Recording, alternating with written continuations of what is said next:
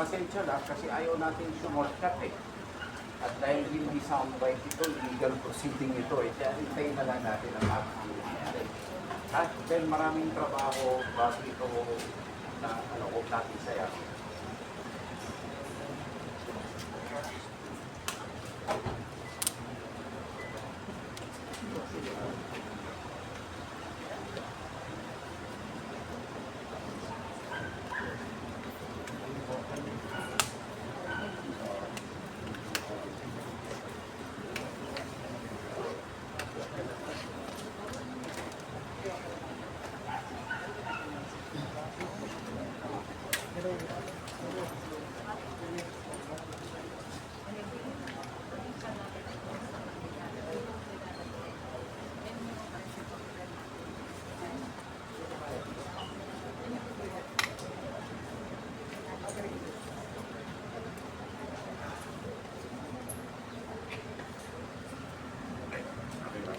Sir.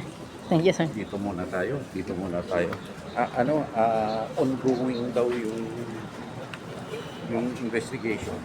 Ongoing. So, ayokong antalain. No.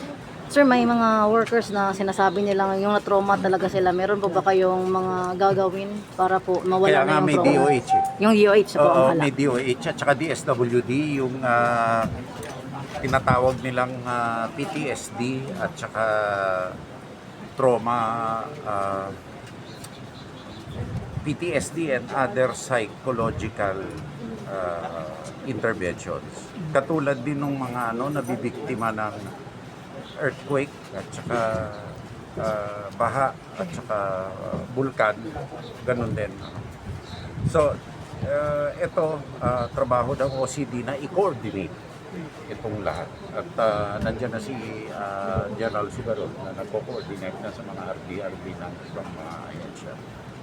Sir, can we consider trafficking yung mga foreigners na dito? Possibly, but I would not want to. I would not want to speculate. Okay. I was just informed by the lead agent involved that it will take some time because although they have inquested and processed a substantial number, marami pa rin eh.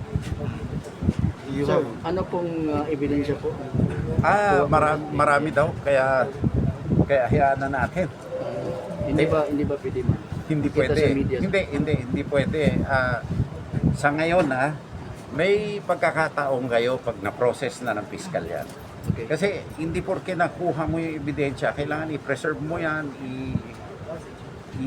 i-process mo ng tama para tanggapin siya ng korte. Kaya hindi natin pwede madaliin. Sir, Maraming kaso na nasisira dahil nagmamadali or may labs, ayaw natin mangyari ito.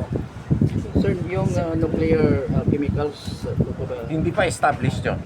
Hindi pa talaga. Hindi established yan, kaya nandyan yung PNRI at pinag-aaralan nila. No? Sir, bakit sa tagal na panahon ngayon na po ito na-imbestigahan po? Ngayon lang natutukan ng tamang pansin. Noon, nangyayari na, ngunit for one reason or the other, hindi na tutuloy. Kayo na idinulog sa akin ang PAOK ito, nagtulungan kami. Ito, may resulta na ito. At madalang akong humarap sa ganito, pero ito magsilbi na rin babala na seryoso tayo dito. Sir, ano mangyayari sa mga Chinese nationals na custody na?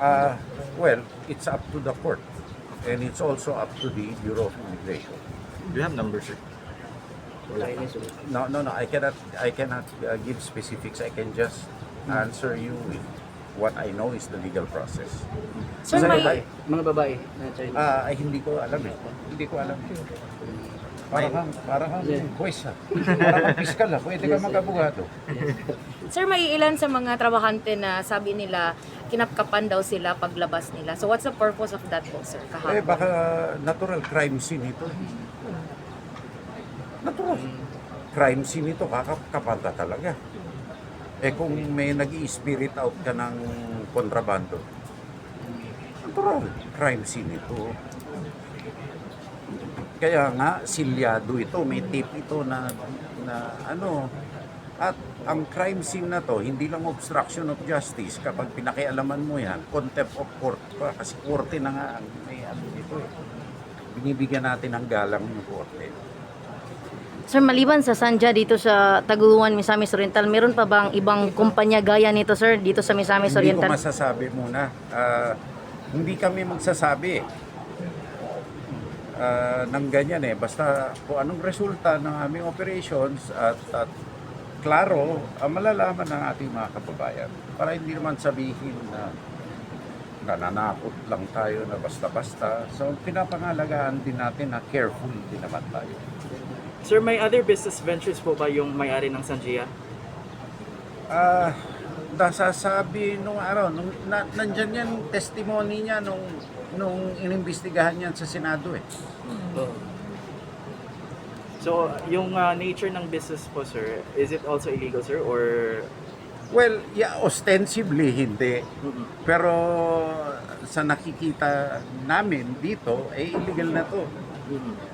Lalo na natanong ng kapatid natin kanina sa media na bakit pa tumutuloy ito? Ano na nga eh. Na inamin na nga niya eh. The mere fact na fake yung citizenship, ergo, therefore, fake yung corporate papers. So, bakit pa pinapatuloy? Yan lang gusto kong malaman. Kasi hindi ba pag-apply mo lang na business permit, pineke mo yung kahit na ano dyan bawal na yun?